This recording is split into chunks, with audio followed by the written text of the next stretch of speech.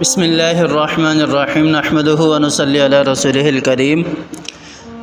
آج ہم آپ لوگوں کو نافرمان اولاد کے لیے ایک ایسا عمل بتانے جا رہے ہیں کہ آپ کی اولاد فرما بردار بن جائے گی، اور جن کو اولاد نہیں ہو رہی اللہ تعالیٰ ان کو اولاد صالح عطا فرمائیں گے، نیک اولاد ان کو پیدا ہوگی۔ اصل میں ہماری اولاد نافرمان کیوں ہوتی ہے؟ کیونکہ ہم اسے حلال رزق نہیں کھلاتے، اور اولاد رزق حلال نہیں کھاتی، اور جو بھی اولاد رزق حلال نہیں کھاتی وہ فرما بردار کیسے بن سکتی ہے؟ اسی اولاد کو پالنے کے لیے جس نافرمان اولاد کی وجہ سے باپ پریشان ہے، اس اولاد کو پالنے کے لیے باپ جو ہے وہ نہ حلال دیکھتا ہے نہ حرام دیکھتا ہے۔ حالانکہ حرام رزق پر پلنے والی اولاد جو ہے وہ تمہیں سکھ کبھی نہیں دے سکتی۔ انہیں کیا پتا کہ والدین کی قدر کیا ہے، انہیں کیا پتا ہے کہ اسلام جو ہے وہ ہمیں والدین کے بارے میں کیا فرماتا ہے کہ صبح اٹھ کر والدین کی اگر ایک مرتبہ زیارت کر لی تو ایک مقبول حج اور عمرے کا ثواب ہے۔ انہیں کیا پتا ہے کہ اللہ تعالیٰ نے ماں کے قدموں میں جنت رکھی ہے۔ تو یہ قصور ہمارا نہیں ہے، ہماری اولادوں کا قصور نہیں ہے، قصور سارا کا سارا ہمارا ہے کہ ہم نے انہیں رزق حلال کھلایا ہی نہیں۔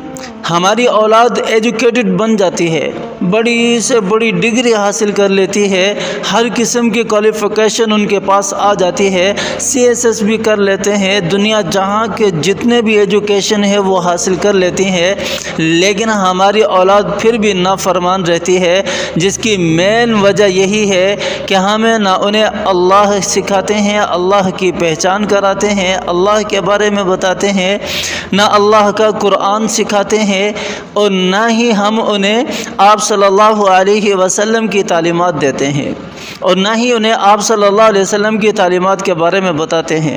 بہت سارے واقعات ایسے ہمارے سامنے آتے ہیں کہ اولاد ہے، ساری ڈگریاں اس کے پاس موجود ہیں، لیکن ماں باپ کی ایسی نافرمان ہے کہ والد جو ہے وہ کہتا ہے کہ یا میں مر جاؤں یا میری اولاد مر جائے۔ ایسے گھر بھی میں نے دیکھے ہیں۔ تو اپنی اولاد کو ہم حلال رزق نہیں کھلاتے، ادب نہیں سکھاتے، نہ انہیں بڑوں کا ادب ہے، نہ انہیں چھوٹوں کا ادب ہے، نہ انہیں رشتہ داروں کا لحاظ ہے، نہ انہیں کسی استاد کا لحاظ ہے۔ حالانکہ حضرت علی رضی اللہ تعالی عنہ نے فرمایا کہ ادبوا اولادکم، اپنی اولاد کو ادب سکھاؤ، اپنی اولاد کو ادب سکھاؤ۔ لارڈ میکالے کے قانون نے آ کر ہمیں ادب نہیں سکھانا، آکسفورڈ یونیورسٹی کے جو سلیبس ہے اس نے آ کے ہمیں ادب نہیں سکھانا، اور کوئی سلیبس ہے اس نے آ کے ہمیں ادب نہیں سکھانا۔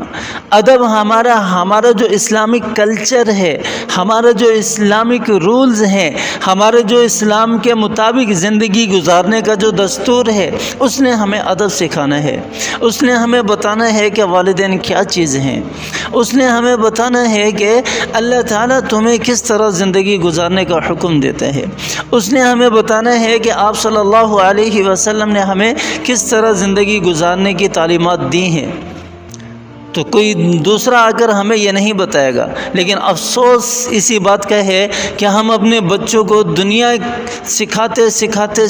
سکھاتے دین بھی بھول جاتے ہیں، اللہ کو بھی بھول جاتے ہیں، اللہ کے رسول کو بھی بھول جاتے ہیں، قرآن کو بھی بھول جاتے ہیں۔ حالانکہ ہمیں یہ حکم دیا گیا ہے کہ قرآن کو معنی کے ساتھ سیکھو، قرآن کو عمل کرنے کے لیے سیکھو، قرآن کو سمجھ کر سیکھو۔ قرآن کو سمجھ کر سیکھو گے تو قرآن پر عمل کرنا آئے گا۔ ویسے سیکھنا، تجوید کے ساتھ سیکھنا بھی باعث اجر و غنیمت ہے، باعث ثواب ہے، لیکن قرآن کو سمجھ کر پڑھنا، قرآن کو سمجھ کر سیکھنا، اس پر عمل کرنا دنیا کے لیے بھی یعنی کہ ہمارے لیے جو ہے وہ ترقی کا باعث ہے، اور آخرت بھی ہمارے لیے اس سے بنتی ہے۔ اصل میں ہم اپنی اولاد کو فرما بردار کرنے کے لیے دو کام کر سکتے ہیں۔ پہلا کام تو یہی ہے کہ ہم خود بھی نماز پڑھیں، اپنے بچوں کو بھی نماز پڑھائیں۔ خود مسجد میں جاتے ہیں نماز کے لیے، خود بھی نماز پڑھیں۔ ہماری اولادوں کو نماز ہی نہیں آ رہی ہوتی، ہمارے بہت سارے مسلمان ایسے ہیں قرآن نہیں پڑھے ہوئے، قرآن نہ پڑھنے کی وجہ سے انہیں نماز نہیں آتی، نماز نہیں آتی تو وہ مسجد کے رخ ہی نہیں کرتے۔ تو ہم سکھائیں، خود بھی سیکھیں، اپنے بچوں کو بھی نماز سکھائیں اور مسجد کی طرف لے کر جائیں، اپنے بچوں کو بھی مسجد کی طرف لے کر جائیں، خود بھی مسجد کی طرف جائیں، نماز پڑھیں۔ گھر پہ اپنی جو عورتیں ہیں ان سے کہیں کہ وہ نماز پڑھا کریں۔ چھوٹے بچے جو ہیں وہ گھر میں دیکھ کر پک کرتے ہیں کہ ہمارے گھر والے کیا کام کر رہے ہیں، وہ اس کی نقل اتارتے ہیں، بالکل اسی کی طرح عمل کرتے ہیں۔ اگر گھر والے نماز پڑھ رہے ہوں گے تو ہمارے بچے بھی نماز پڑھیں گے، ہمارے بچے بھی نماز پڑھیں گے۔ تو آپ صلی اللہ علیہ وسلم نے سختی کے ساتھ نماز پڑھنے کا حکم دیا ہے، اور سختی کے اندر ڈانٹ ڈپٹ آتی ہے، نرمی کے اندر ڈانٹ ڈپٹ نہیں آتی۔ آپ صلی اللہ علیہ وسلم نے فرمایا کہ جب بچہ 7 سال کا ہو جائے تو اسے نماز کا حکم دو، اور جب وہ 9 سال کا 10 سال کا ہو جائے تو اسے سختی کے ساتھ نماز پڑھاؤ، سختی کے ساتھ اسے مسجد میں اپنے ساتھ لے کر جاؤ۔ اور پھر اللہ تعالیٰ نے قرآن پاک کے اندر بھی حکم دیا ہے وَأْمُرْ أَهْلَكَ بِالصَّلَاةِ وَاسْتَبِرْ عَلَيْهَا، کہ اپنے بچوں کو نماز کا حکم دو اور پھر اس پر ثابت قدم بھی رہو۔ ہمارے یہاں یہ بھی ہے کہ میں نے ایک دفعہ اپنے بچے کو بول دیا نماز کا، 2 دفعہ بول دیا، 3 دفعہ بول دیا، 4 دفعہ بول دیا، بس تھک ہار کے بیٹھ گئے۔ قرآن کہہ رہا ہے وَاسْتَبِرْ عَلَيْهَا، اور اس کے اوپر ثابت قدم، بار بار اپنے بچوں کو نماز کا حکم دو، بار بار اپنے بچوں کو مسجد کی طرف لے کر جاؤ، بار بار انہیں کہو۔ اس سے کیا ہوگا کہ ایک نہ ایک دن آپ کی اس محنت کی وجہ سے آپ کی اولاد نیک اور صالح ہو جائے گی۔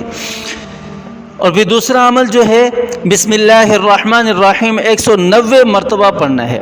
190 مرتبہ پڑھ کر ڈیلی بچے کے اوپر دم کریں یا بچے کی تصویر جو ہے اس کے اوپر دم کریں۔